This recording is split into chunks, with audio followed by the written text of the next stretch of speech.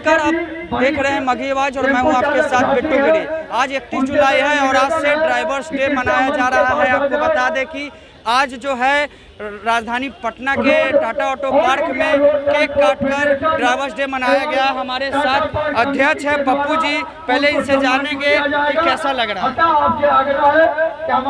देखिए, आज निश्चित रूप से हम लोगों के लिए एक बहुत ही खुशी का दिन है, क्योंकि जिस तरीके से चालकों सामाजिक और सरकारी दृष्टिकोण से जिस तरीक़ा से हेय दृष्टि से देखा जाता रहा, कहीं भी हम लोगों का कोई अस्तित्व सरकारी नज़र में नहीं है। वैसे परिस्थिति में आज चालक दिवस की शुरुआत करते हुए मुझे बहुत प्रसन्नता हो रही है और पूरे बिहार में इसका आयोजन हो रहा है।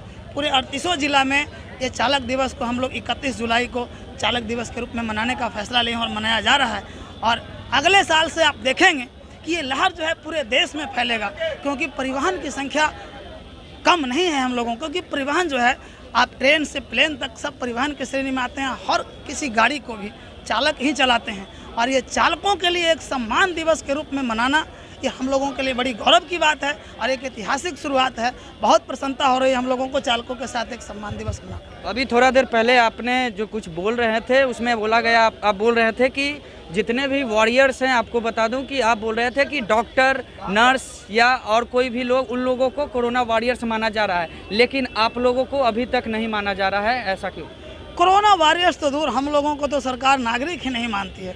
हम लोग तो सिर्फ एक कीड़ा मकोड़ा, सरकार के नज़र में कीड़ा मकोड़ा का जीवन जीते हैं। दिन रात सिर्फ टैक्स पेयर करते हैं और सेवा के क्षेत्र में काम करते हैं। एक तो परिवार पालना भी है और दूसरा हम लोगों को सेवा भी करना है। तो हम लोग दिन रात मेहनत करने के बावजूद तो नागरिक ही नहीं मानते, तो कोरोना वायरस तो दूर की बात है।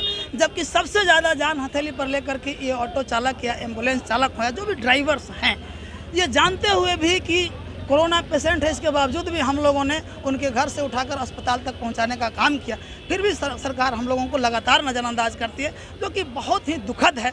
हम लोगों को सरकार से इस बात के लिए बहुत ही अंदर से व्यथा है कि हम लोग सरकार के लिए, हम लोग सरकार को चुन करके भेजते हैं कि हमारे जीवन के उत्थान के लिए सरकार कुछ काम करेगी, लेकिन सरकार तो हम लोग के जीवन के उत्थान के लिए तो दूर, हम लोग के लिए सोचना भी मुनासिब नहीं समझती। चलिए, तो आज ड्राइवर्स डे मना रहे हैं, तो क्या मांग है?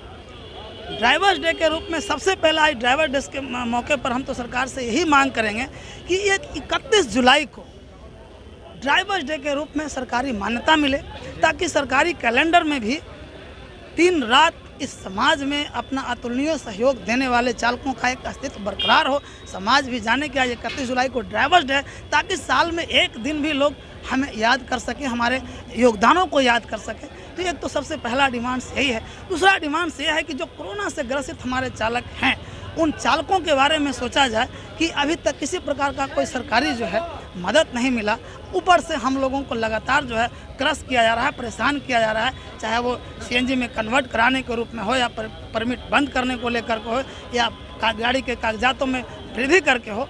इन सब चीज़ों पर अंकुश लगा करके हम लोगों को कुछ राहत सरकार दे, हम सरकार से यही उम्मीद करते हैं। और अगर सरकार हम लोगों के इस उम्मीद पर खरा नहीं उतरती तो हम लोगों के लिए तो कुछ बचा नहीं है। हम लोगों को तो पेट की लड़ाई लड़नी है, संघर्ष के अलावा हमारे पास कोई रास्ता नहीं है। हम लोगों के लिए संघर्ष का दरवाज़ा हमेशा खुला हुआ है और जब सरकार हमारी बातें नहीं मानेगी तो हम संघर्ष और एकता के दम पर अपनी बातों को जरूर मनवाएंगे सरकार से। चलिए, धन्यवाद। तो ये थे हमारे साथ पप्पू जी और ऑटो अध्यक्ष हैं। इनका साफ तौर पे कहना है कि हमारी जो मांग है वो जो आज ड्राइवर्स डे है 31 जुलाई, वो सरकारी कैलेंडर में लाया जाए और जितने भी, इनका कहना है कि जितने भी लोग हैं वो एक दिन हम लोगों को जाने कि ड्राइवर्स डे भी होता है, हम लोग को नाम दे। और दूसरी तरफ इनकी डिमांड है कि जितने भी कोरोना से ग्रसित चालक हैं उन पे भी कुछ ध्यान दिया जाए, ताकि जो लोग हैं जो कोरोना काल में भी जो पैसेंजर को ढो रहे थे उन्हें भी कुछ ना कुछ मुहैया कराया जाए। तो फिलहाल खबरों के लिए बने रहिए और देखते रहिए मघी आवाज़ बिट्टू के साथ पटना।